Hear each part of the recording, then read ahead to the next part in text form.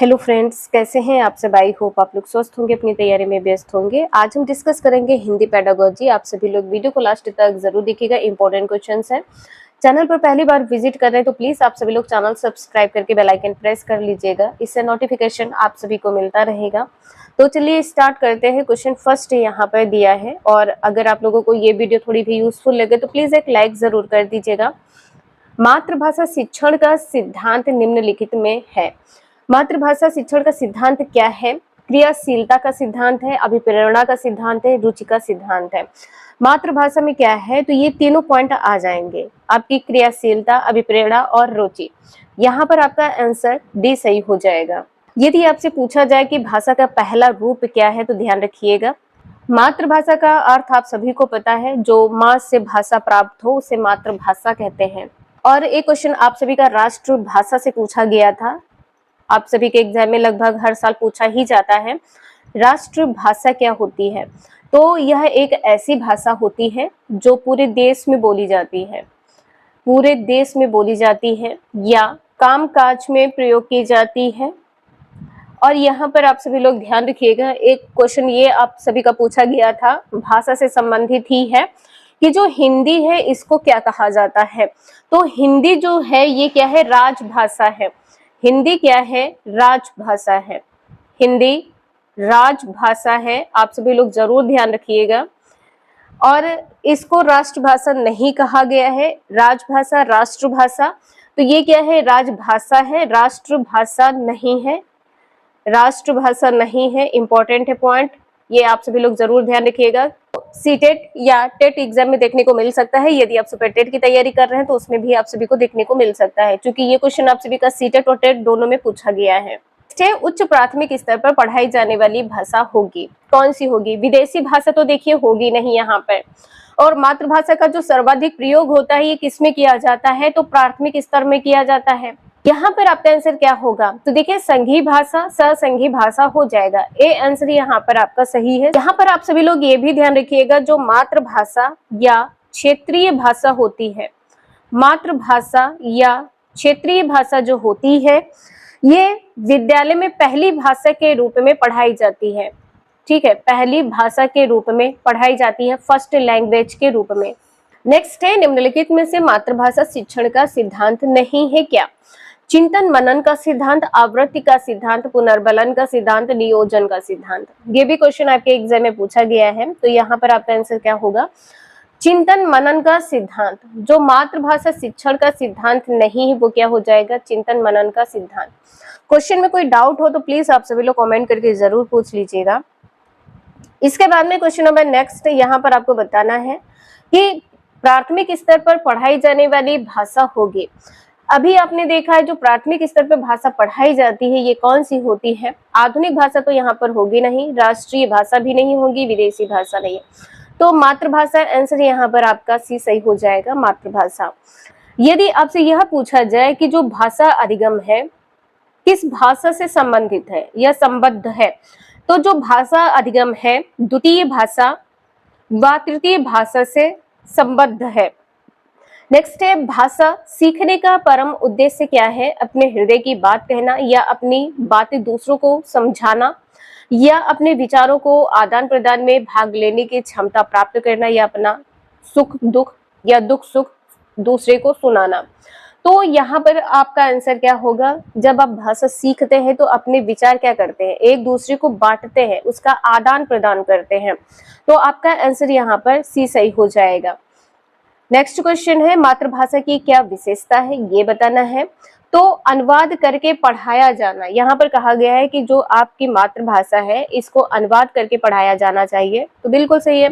जैसे का वैसा बता देना, तो ये पॉइंट यहाँ पर गलत हो जाएगा। बिना अनुवाद करके पढ़ाया जाना ये भी यहाँ पर गलत है, उपयुक्त में से कोई नहीं। तो आपका आंसर यहाँ पर ए सही हो जाएगा। मातृभाषा की जो विशेषता है, अनुवाद करके पढ़ाया जाता है या पढ़ाया जाना चाहिए। क्वेश्चन नंबर नेक्स्ट है, भाव विभक्तिकरण का सर्वोत्कृष्ट साधन है। तो यहाँ पर क्या होगा? लचीली भाषा, मुहावरेदार भाषा, विदेशी भाषा या मातृभाषा। यहाँ पर ये कहा गया है कि आप अपने भाव को किस प्रकार से व्यक्त करते हैं, किस भाषा के माध्यम से। तो ऐसी कौन सी भाषा है जो सर्वोत्कृष्ट साधन है, जिसमें आप अपनी बात को बहुत ही आसानी से, बहुत ही सरल तरीके से बता सकते हैं, समझा सकते हैं। तो ये आपकी मातृभाषा हो जाएगी।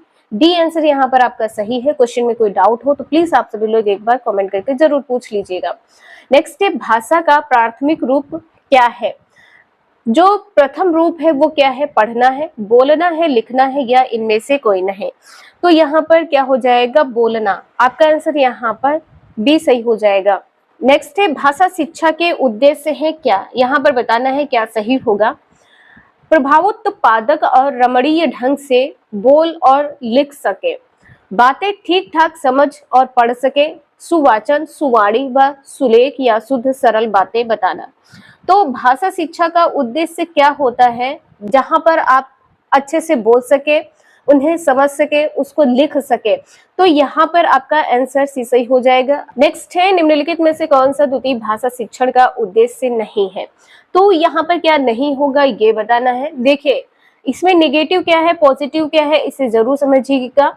विभिन्न क्षेत्रों में परिस्थितियों में हिंदी भाषा को समझने की योग्यता का विकास। विभिन्न क्षेत्र की जो परिस्थिति होती है, इसमें आप हिंदी भाषा को समझेंगे तो बिल्कुल सही है। ए आंसर यहाँ पर आपका सही होगा। मौखिक अभिव्यक्ति कौशल के अनुरूप लिखने की क्षमता का विकास। यदि कोई यहाँ पर आपसे कह रहा है कि यहाँ पर कोई राइटिंग करनी है, या आपसे कहा जा रहा है कि यहाँ पर आप लोगों को जो बोला जा रहा है उसे आप लोगों को नोट डाउन करना है, तो ये भी पॉइंट यहाँ पर सही हो जाएगा। मौखिक अभिव्यक्ति कौशल के लिए क्या करना है, लिखने की क्षमता का विकास कराना, ये भी सही हो जाएगा। दैनिक जीवन में हिंदी में समझ में और बोलने की क्षमता का विकास। हिंदी में समझ व बोलने की क्षमता का जो विकास है, ये भी पॉइंट आपका सही हो जाएगा। जो सही नहीं है वो क्या है, कंठस्थ कराना। हिंदी भाषा से संबंधित व्याकरण के नियमों को कंठस्थ कराना, ये पॉइंट आपका यहाँ पर सही नहीं होगा। 10th का डी आंसर यहाँ पर आपका सही हो जाएगा। नेक्स्ट है, विद्यालय आने से पहले बालक। यहाँ पर आपको बताना है क्या सही होगा। तो देखिए, यहाँ पर कहा गया है कि जो बालक होते हैं अपनी भाषा के प्रयोग में अत्यंत कमजोर होते हैं। यहाँ पर बालक के कमजोर होने की बात की गई है, जो कि ये पॉइंट आपका गलत हो जाएगा। अपनी भाषा के प्रयोग में पूरी तरह से दक्ष होते हैं। अब दक्ष भी नहीं होते हैं क्योंकि बालक पहली बार विद्यालय आ रहा है। अपनी भाषा के व्याकरण की सचेत समझ रखते हैं। व्याकरण की सचेत समझ रखते हैं, ये पॉइंट आपका गलत हो जाएगा। यहाँ पर डी आंसर आपका सही हो जाएगा। अपनी भाषा के व्याकरण की सचेत समझ नहीं रखते हैं, उन्हें व्याकरण का ज्ञान नहीं होता है। डी आंसर सही है। नेक्स्ट है, भाषा की पढ़ाई। यहाँ पर आपको बताना है क्या सही होगा। समुची पाठचर्या में व्याप्त है। समुची पाठचर्या का केवल एक हिस्सा है। बेहद जटिल और संवेदनशील है। भाषा की पाठ्य पुस्तक से ही संभव है। यहाँ पर जो से ही आया है, ये पॉइंट आपका गलत हो जाएगा। केवल एक हिस्सा है, ये भी पॉइंट आपका गलत हो जाएगा। तो भाषा की पढ़ाई क्या है, तो यहाँ पर आपका ए आंसर सही हो जाएगा। समुची पाठचर्या में व्याप्त है। पूरी जो भाषा यहाँ पर कहा गया है, जो आपकी लैंग्वेज होती है, पूरे पाठचर्या में आप सभी को देखने को मिलती है। तो ए आंसर सही हो जाएगा। नेक्स्ट है, हिंदी भाषा शिक्षण के संदर्भ में आप किस कथन से सहमत नहीं हैं। यहाँ पर बताना है क्या सही नहीं है। हिंदी भाषा शिक्षण की कक्षा है, तो कक्षा में बच्चों को विविध प्रकार का बाल साहित्य उपलब्ध कराया जाना चाहिए। तो बिल्कुल सही है, ये आंसर यहाँ पर आपका सही हो जाएगा।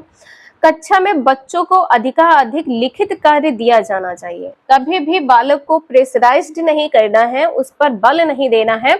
अधिक से अधिक लिखित कार्य जो कहा गया है, ये पॉइंट यहाँ पर गलत हो जाएगा।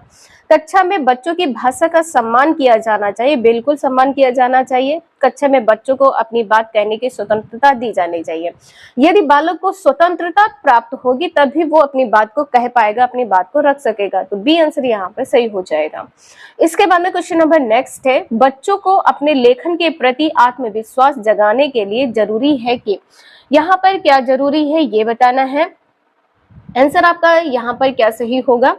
उनके द्वारा लिखी गई बात का सम्मान किया जाना चाहिए। जो उन्होंने बात लिखी है तो बात का सम्मान करना, ये पॉइंट गलत होगा। उनके लिखने की गति पर ध्यान दिलाया जाए। स्पीड की यहाँ पर बात की गई है कि आपकी स्पीड बहुत अच्छी है और आप लिख सकते हैं, जो कि ये गलत हो जाएगा। उनके अक्षरों की बनावट की प्रशंसा की जानी चाहिए, तो बनावट भी यहाँ पर गलत हो जाएगा। यहाँ पर आपका आंसर डी सही हो जाएगा। उनकी वर्तनी की जो शुद्धता है इसको सराहा जाए, इसकी प्रशंसा की जानी चाहिए, तो यहाँ पर आपका आंसर डी सही हो जाएगा। नेक्स्ट है, भाषा अर्जन के संबंध में कौन सा कथन उचित नहीं है, ये बताना है। आपका आंसर यहाँ पर क्या सही होगा। भाषा अर्जन के लिए नियम सिखाए जाते हैं, ये पॉइंट आपका गलत हो जाएगा। नियम सिखाने की यहाँ पर बात की गई है, जो उचित नहीं है। भाषा अर्जन को सहज बनाने के लिए समृद्ध भाषिक परिवेश होना चाहिए, तो बिल्कुल सही है, समृद्ध भाषिक परिवेश होना चाहिए। बिना विद्यालय के भाषा अर्जन संभव है। तो जो देखिए, अब यहाँ पर जो कहा गया है कि विद्यालय के बिना भाषा अर्जन संभव है, तो भाषा अर्जन कैसी प्रक्रिया है, तो अचेतन प्रक्रिया है। ठीक है, आप कहीं पर भी किसी भी प्रकार से सीख सकते हैं, अचेतन प्रक्रिया है। इसलिए यदि आप विद्यालय नहीं भी गए हैं तो भी आप भाषा सीख सकते हैं। सभी बच्चों में भाषा अर्जन की स्वाभाविक क्षमता होती है, ये भी पॉइंट आपका सही है। तो ये 15 क्वेश्चन आई होप आप लोगों को समझ में आए होंगे। यदि आप लोगों को ये वीडियो थोड़ी भी यूजफुल लगी हो तो प्लीज एक लाइक जरूर कर दीजिएगा। आप सभी लोग कमेंट करके ये जरूर बताइएगा कि 15 में से कितने क्वेश्चन आपके सही हैं और किस क्वेश्चन में आप लोगों को समझ में नहीं आया है। तो मिलते हैं नेक्स्ट क्लास में। Thank you for watching this video.